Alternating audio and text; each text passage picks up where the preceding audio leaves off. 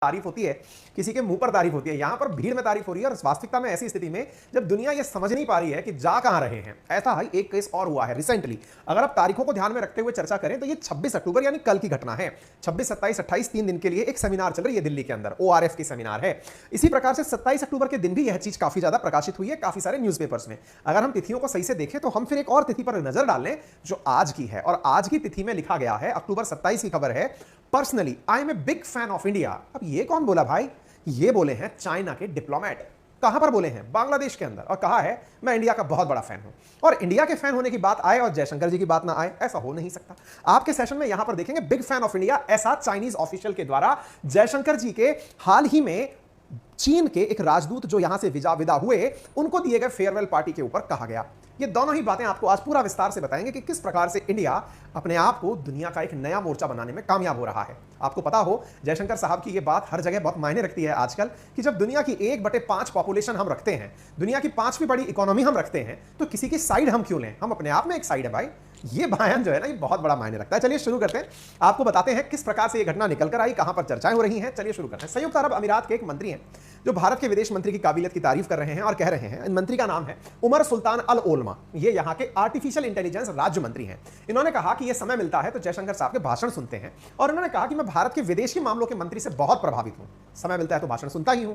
ऐसी बातें कहां बोली इन्होंने? तो जैसा मैंने आपसे कहा, ORF इसकी बैठक चल रही है दिल्ली में, उसमें ये वर्चुअली सेमिनार में भाषण दे रहे थे, क्योंकि इस मुद्दे के अंदर चर्चाएं हो रही थी वर्चुअल सम्मेलन के अंदर कि किस प्रकार से दुनिया टेक्नोलॉजी, सुरक्षा और समाज को लेकर एक साथ चल सकती है। 37 देशों के बीच में 150 वक्ता इस चर्चा के अंदर शामिल हुए, और दिल्ली में चल रही इस 3 दिवसीय चर्चा के अंदर जब मंत्री को बोलने का मौका दिया गया तो उन्होंने ये सारी बातें बोली। अब आपको मैं थोड़ी सी इंफॉर्मेशन यहां ये दे देता हूं।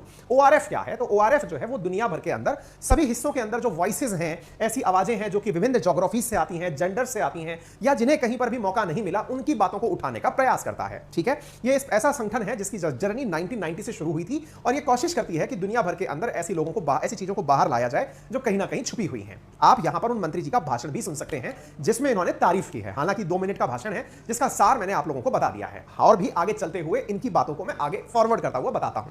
साथियों, इन्होंने यह भी कहा कि कोई यह कैसे कह सकता है कि इंडिया और UAE एक साथ मित्र हैं तो UAE अमेरिका के साथ व्यापार नहीं कर सकता। कोई आजकल ये क्यों ऐसा कह सकता है? क्योंकि आजकल आपने ये चीज देखी होगी, हर किसी देश को किसी दूसरे देश के साथ कनेक्ट करके देखा जाता है। फॉर एन एग्जांपल, इंडिया अगर अमेरिका के करीब जा रहा है तो रशिया से व्यापार नहीं करेगा। इंडिया अगर अमेरिका के करीब जा रहा है तो चाइना से व्यापार नहीं करेगा। भारत ने हर बार इन चीजों को किनारा कर दिया है। आपने देखा हो कि अमेरिका से भले ही हमारी कितनी भी करीबी रही हो, हम भले ही स्ट्रेटेजिक पार्टनर एक दूसरे के बन गए हो, लेकिन चाइना के साथ हम दुनिया में सबसे ज्यादा व्यापार करते हैं। भले ही पूरी दुनिया अमेरिका के साथ में सुर से सुर मिलाकर रूस को कोसने में लगी हो, इंडिया ने लेकिन सेकंड लार्जेस्ट ऑयल इंपोर्ट रूस से कर लिया है। हमें इस बात से फर्क ही नहीं पड़ रहा है कि हम किस ओर हैं, यानी कि हम ये ओर वाला जो शब्द है ना, इससे बचकर चल रहे हैं। इंडिया इस बात को बोलता है, और यही बात इस मंत्री ने रिकॉग्नाइज भी की है। इन मंत्री का कहना है कि बढ़िया से ये बात समझ में आती है कि इंडिया जैसा देश अपनी दोस्ती सबके साथ अपने हितों को ध्यान में रखकर कर सकता है, जैसा हाल ही में I2U2 के केस में किया गया। आपको मालूम होगा, इंडिया, इजराइल, UAE और USA इन चारों ने मिलकर के एक वेस्टर्न क्वाड का निर्माण किया था। याद होगा, मैंने आपको सेशन इसके बारे में चर्चा की है। इजराइल वो देश था जो कि UAE वो देश है जिसने कभी इजराइल को एक्सेप्ट नहीं किया, लेकिन दुनिया में समीकरण बदले तो UAE और इजराइल एक दूसरे के नजदीक आए, और इंडिया इजराइल का संबंध पहले से ही बहुत अच्छा था और UAE के साथ भी अच्छा था। तो एक ऐसा कॉम्बिनेशन बन गया कि वेस्ट का क्वाड कहलाने लगा। इसके बारे में भी हमने आपसे चर्चाएं की हैं, क्योंकि इसकी बैठक जुलाई 2022 में हुई थी, जिसमें 4 देश के नेताओं ने आपस में एक दूसरे के साथ विभिन्न मसलों पर बात की थी। ये बहुत बड़ी खबर थी, और ये UPSC के मेंस के सवाल में भी इस बार पूछा गया था। I2U2 के बारे में मैंने ऑलरेडी इसके ऊपर काफी बढ़िया सेशन किए हुए हैं, आपको वो यूट्यूब पर डले हुए, मेरे नाम के साथ I2U2 लिखकर अंकित अवस्थी लिख दीजिएगा, आपको पूरी डिटेल इंफॉर्मेशन मिल जाएगी। मैंने काफी डिटेल में इसके बारे में कवर किया हुआ है। ठीक है साहब, अब मैं थोड़ा सा आपको वो जानकारी देने का प्रयास करता हूं जो कि जयशंकर साहब के बारे में आपके पास बहुत ही सकारात्मक न्यूज लेकर आती है। उदाहरण के लिए आपको याद होगा, कुछ दिनों पहले की बात है, 13 अप्रैल 2022 की खबर रख रहा हूं, फरवरी में युद्ध शुरू हुआ था। भारत ने अमेरिका को सीधे सीधे साफ शब्दों में यह कह दिया था कि आप लोग अब यह कहना बंद कर दें कि भारत में मानव अधिकार के मुद्दे किस प्रकार से चल रहे हैं, हम उस पर नजर बनाए हुए हैं। हुआ क्या था, अमेरिका की तरफ से कोई प्रवक्ता थी, कोई मंत्री मतलब कोई सीनेटर टाइप का व्यक्ति था, जो कि पाकिस्तान अधिकृत कश्मीर की विजिट पर गया था, और वहां जाकर के उसने भारत के बारे में एक शब्द का इस्तेमाल किया था कि भारत में मानव अधिकार के जो मसले हो रहे हैं उन पर हमने नजर बनाई हुई है। जयशंकर साहब ने वेट नहीं किया, उसको अपने पास ज्यादा देर तक नहीं रखा, उन्होंने बहुत ही अच्छे लहजे में अमेरिका को साफ साफ क्लियर करते हुए कहा कि देखिए, दुनिया भर के बारे में विचार रखने का अधिकार केवल आपके पास नहीं है, हम भी आपके देश में मानव अधिकारों का जो हनन हो रहा है ना, उस पर अपने विचार रख सकते हैं। मतलब जिन लोगों के घर शीशे के होते हैं वो दूसरों के घर पत्थर नहीं फेंका करते। अगर आपको लगता है कि हमारे देश में मानव अधिकार का हनन हो रहा है, हम इस बात के खिलाफ हैं कि इंसान के मूल अधिकार और मानव अधिकार पूरी तरह प्रोटेक्टेड रहने चाहिए। लेकिन अगर आपको यह लगता है कि अमेरिका एकदम पाक साफ है, ऐसा तो नहीं हो सकता, क्योंकि श्वेत और अश्वेत जैसा जो मुद्दा इस दुनिया को दिया वो आप ही ने दिया। ट्रंप के शासन में जो लोकतंत्र के पुजारी बनने की बातें करते हैं, उन लोगों ने किस प्रकार की कैपिटॉल हिंसा की थी दुनिया जानती है। किस प्रकार से आपके यहां पर ब्लैक लाइव्स मैटर करके आंदोलन चला था, क्योंकि ट्रंप के शासनकाल में श्वेतों ने अश्वेतों के ऊपर कितना बर्बरतापूर्ण रवैया किया था वो दुनिया से छुपा हुआ नहीं है ना। तो ऐसी स्थिति में हम जो विचार रखते हैं वो जानते हैं हम कि हम क्या विचार रखते हैं। हमें मत बताइए कि आप हमारे बारे में क्या विचार रखते हैं, हम सब जानते हैं। आपको मालूम होगा इंडिया दुनिया भर के रक्षा मंत्री और डिफेंस के जो सलाहकार लोग हैं उनकी डायलॉग बुलाता है, जिसे रायसीना डायलॉग के नाम से जाना जाता है। भारत का जो राष्ट्रपति भवन है वो जिस हिल पर है उसे रायसीना हिल कहा जाता है, और उसी से संबंधित एक डायलॉग का मतलब हुआ आपस में लोग आए, बातचीत किए और अपनी बातचीत रखे। तो रायसीना डायलॉग की बात है 27 अप्रैल 2022 की, जिस बीच में जयशंकर साहब ने दुनिया के सामने साफ साफ रखा और कहा कि ज्यादा दूर मत जाइए, 25 साल और रुक जाइए, क्योंकि भारत ने, आपको याद होगा, इस बार 15 अगस्त के दिन एक कसम खाई थी और यह था कि वर्ष 2047 तक हम डेवलप्ड नेशन होंगे। अब आप पूछेंगे सर 25 साल बहुत पुरानी बात है। हाँ, मतलब बहुत आगे की बात है, इतना आगे तक कौन सोच पाएगा। विजनरी को सोचना चाहिए। भारत इस बात को क्लेम करता है कि 25 साल बाद भारत ग्लोबलाइजेशन का सेंटर होगा। आज जिस प्रकार से हर मसले के भीतर आपको अमेरिका चाइना घुसाना पड़ता है, अमेरिका रशिया घुसाना पड़ता है, एक दिन इंडिया का होगा, जिस दिन सारी दुनिया इंडिया को ध्यान में रखकर बात करेगी कि इनके साथ में हमारे रिश्ते कैसे हैं, उससे अन्य देशों के साथ रिश्ते निर्धारित किए जाएंगे। ये बयानों की जो गर्मी है ना, ये बहुत ऊपर तक जाती है।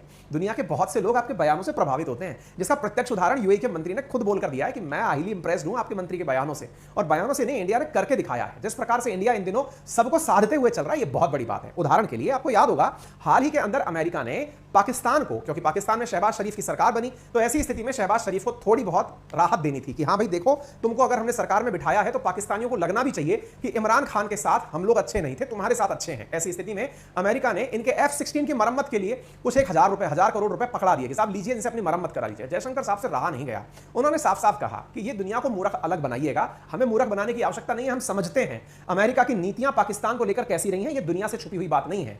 अगर आपको लगता है कि ऐसा करने से कुछ फर्क पड़ सकता है तो आप इतिहास उठा के देख लीजिए। जब से पाकिस्तान बना है आप उसकी मदद कर रहे हैं, लेकिन आतंकवाद का क्या हुआ और अफगानिस्तान में आपकी कैसी बेइज्जती हुई, उससे कोई भी आपको बचा नहीं सकता, सब जानते हैं। इस बयान को हमने प्रॉपर तरीके से आपके सामने एक अलग सेशन में कवर भी किया है। इंडिया ने साफ साफ कहा था, very honestly, it is relationship that has neither ended up serving Pakistan well और सर्विंग अमेरिका's इंटरेस्ट। इसे कभी फायदा नहीं मिला। जयशंकर साहब के ये बयान जो है ना, अपन जैसे लोग जो कि डायरेक्ट अंग्रेजी नहीं समझ पाते या तेज बोलने वाले कोई समझ पाते हैं, समझदारों के लिए ये बयान बहुत मायने रखते हैं साहब, बहुत ऊंचाई तक जाते हैं। अमेरिका जैसे लोग तलमिला जाते हैं कि यार ये बात ऐसी बोल क्यों रहा है, क्योंकि सच्चाई है। और यही कारण है कि जयशंकर साहब ने साफ साफ एक बयान और दे दिया, और वो ये था, अभी हाल ही में याद होगा ऑस्ट्रेलिया की यात्रा के दौरान जयशंकर साहब ने कहा कि रशिया हमारी चॉइस नहीं, मजबूरी था, क्योंकि वेस्टर्न वर्ल्ड और अमेरिका ने कभी भारत को अपने साथ लेने के बारे में सोचा ही नहीं।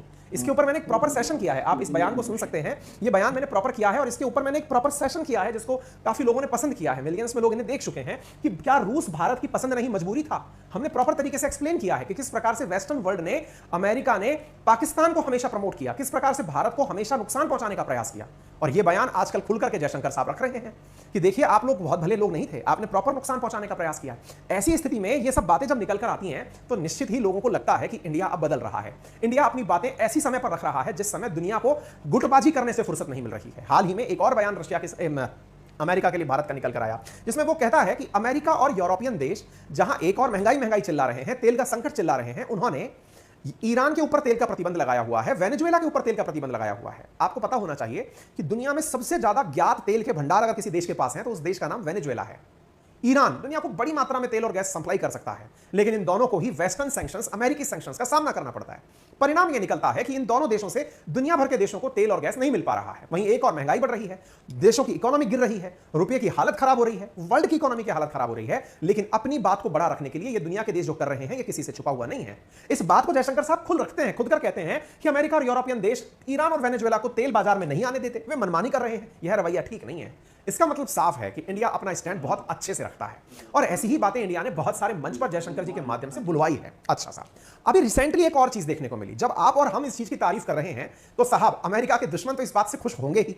उन्हें अंदर ही अंदर ऐसा लगने लगेगा कि क्या अमेरिका या भारत, अमेरिका और भारत के संबंध बिगड़ तो नहीं गए हैं, और अगर बिगड़ गए हैं तो चलिए इनकी थोड़ी तारीफ कर लें।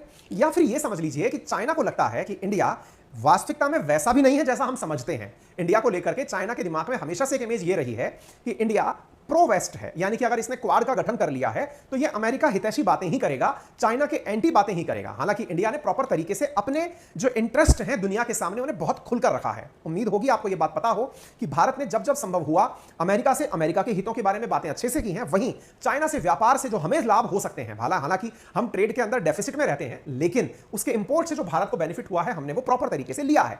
यही कारण है कि चाइना के द्वारा हाल ही में जयशंकर जी के द्वारा जो बयान दिए गए हैं इनकी बहुत तारीफ की गई है और कहा गया है कि यह दर्शाता है कि इंडिया एक स्वतंत्र देश है और उसकी अपनी एक ओपिनियन है। चाइनीज के स्टेट काउंसलर और फॉरेन मिनिस्टर वांग वी ने हाल ही में इंडिया को तारीफ करते हुए कहा कि इंडिया के जो एक्सटर्नल अफेयर मिनिस्टर हैं उनकी स्पीचेस यूरोप को समझनी चाहिए, उन्हें समझना चाहिए कि चाइना और इंडिया एशिया का नहीं पूरे वर्ल्ड का भविष्य है। ऐसी स्थिति में दुनिया को यह समझना चाहिए, तो इसकी बहुत तारीफ हो रही है। रिसेंटली एक और घटना हुई है जिसकी चर्चा मैं आपको यहां करना चाहूंगा, जिससे अगेन आपको यह लगने लगेगा कि अच्छा इसका वाकई में कोई ना कोई रेफरेंस है। हाल ही की बात है कि बांग्लादेश के अंदर डिप्लोमेट का अर्थ यूं समझिए कि चाइना हर देश के अंदर या भारत भी जितने भी अपने देश हैं जिनके साथ हमारे डिप्लोमेटिक संबंध हैं वहां अपने राजदूत भेजते हैं, एनवॉयज भेजते हैं जो वहां पर रह करके अपने हितों की बात करते हैं। ऐसे ही बांग्लादेश के अंदर चाइना ने अपना एक राजदूत भेजा हुआ है जिसका नाम है ली जिमिंग यहां पर थे और इन्होंने इंडिया और चाइना के रिश्तों के बारे में बातचीत करी बांग्लादेश के अंदर। इन्होंने कहा कि हम प्रॉपर तरीके से भारत के बहुत बड़े फैन हैं। ये फैन मूवमेंट इंडिया के लिए बहुत बड़ा कॉन्फिडेंस दायक है कि इंडिया इतने अंडर प्रेशर के बावजूद अपनी इमेज बनाने में कामयाब हुआ। इसे हमारे दुश्मन भी तारीफ में कन्वर्ट कर रहे हैं। वो कह रहे हैं कि इंडिया ने अपने हितों को ऊपर रखा है और ऐसी स्थिति में उन्होंने कहा कि दिल्ली और बीजिंग के जो रिश्ते हैं वो निश्चित ही बहुत अच्छे दौर में हैं और बिग फैन ऑफ इंडिया, ऐसा चाइना के ऑफिशियल्स ने हाल ही में ये बात कही है। क्या है तो आपको अब मैं वो वाली बयान जो कि हाल ही में दिया गया है चाइना के टॉप डिप्लोमेट के द्वारा वो मैं आपको बताता हूं। और एक सबसे इंपॉर्टेंट बात यहां पर जो मेंशन की गई है वो ये है कि इंडिया नॉट स्ट्रेटेजिक राइवल और कंपिटिटर फॉर चाइना। भारत और चीन एक दूसरे के कोई भी कूटनीतिक रूप से दुश्मन नहीं है कि हम लोग एक दूसरे को मार डालेंगे, काट डालेंगे या फिर एक दूसरे के कॉम्पिटिटर हो कि नहीं ये आगे निकल गया तो हम कैसे आगे निकलेंगे, ऐसा नहीं है। हालांकि इंडिया इस बात को मानता है कि चाइना को हमसे बहुत इनसिक्योरिटीज है, लेकिन अब चाइना इस चीज को बोल रहा है। हालांकि चाइना के मुंह से तारीफ सुनना बहुत मुश्किल काम है और ऐसी स्थिति में ये कहते हैं कि चाइना के टॉप डिप्लोमेट्स जो बांग्लादेश के अंदर आए हैं ली जिमिंग, उन्होंने वेडनेसडे के दिन कहा कि country does not have any strategic rivalry with India and does not wants to see heavily armed Bay of Bengal. और हम बंगाल की खाड़ी में बहुत ज्यादा हद तक जो आर्म फोर्सेस घूम रही हैं इन्हें भी नहीं देखना चाहते, यानी कि हम लड़ना नहीं चाहते। ऐसी स्थिति में हम एक दूसरे के साथ एशियाई जो मुद्दे हैं उनको बैठ करके क्षेत्रीय तरीके से हल करना चाहते हैं। हथियारों का जमावड़ा यहां पर ठीक नहीं है, ऐसा ली जिमिंग ने कहा है। इसका सीधा सा अर्थ यह निकल कर आता है कि कहीं ना कहीं चीन भी यह मानता है कि इंडिया ने जिस प्रकार से अमेरिका के प्रभाव से बिना विचलित हुए अपनी बातें रखी हैं, भविष्य में इंडिया अब वो पुराना वाला इंडिया नहीं है जिसे कोई कुछ कहेगा और इंडिया चुप रह जाएगा, यानी इंडिया अपना स्टैंड लेगा। रिसेंट डेज में क्या हुआ है मैं अब आपको वो भी एक चीज बता देता हूं किस चीज से ये इतने प्रभावित हो रहे हैं। इंडिया में चाइना के राजदूत, ये तो थे ली जिमिंग तो बांग्लादेश के अंदर, इंडिया में भी चाइना के एक राजदूत थे जिनका नाम था सुन विडोंग। सुन विडोंग का कल ही के दिन यानी 26 अक्टूबर के दिन फेयरवेल किया गया है। फेयरवेल का मतलब होता है जैसे आप ट्रांसफर हो गया, रिटायर हो गए तो आप उनका सम्मान करते हैं कि आपका समय बहुत अच्छा रहा, आपने किस प्रकार से बातें की। तो ये जो सुन विडोंग है जब ये इंडिया से जा रहे थे तो इन्होंने इंडिया के बारे में अपने एक्सपीरियंसेस ट्वीट्स के माध्यम से साझा किए और इन्होंने जो बातें कही वो बहुत ही पॉजिटिव थी। इन्होंने कहा कि upon completion of my tenure as an ambassador of China to India I would like to share some thoughts. और क्या कहा, there is enough room in the world for China and India to develop together and two countries and people should have enough wisdom to find a way to live in peace and achieve win win cooperation between the two big neighbours and emerging countries. यानी कि दो देशों को एक साथ रहने के लिए प्रॉपर स्थान उपलब्ध है, दोनों देश एक दूसरे के साथ बहुत अच्छे से आगे बढ़ सकते हैं, इतना स्थान हम दोनों देशों के पास में उपलब्ध है। उम्मीद है साथियों कि आपको आज का यह सेशन बहुत ही सकारात्मकता से पूर्ण रहा होगा, लगा होगा। अगर आपको हमारी जानकारी पसंद आई हो तो इसे लाइक करने का कष्ट करें, चैनल पर नए हैं तो सब्सक्राइब कर लें और अपने सभी साथियों से इसे शेयर करना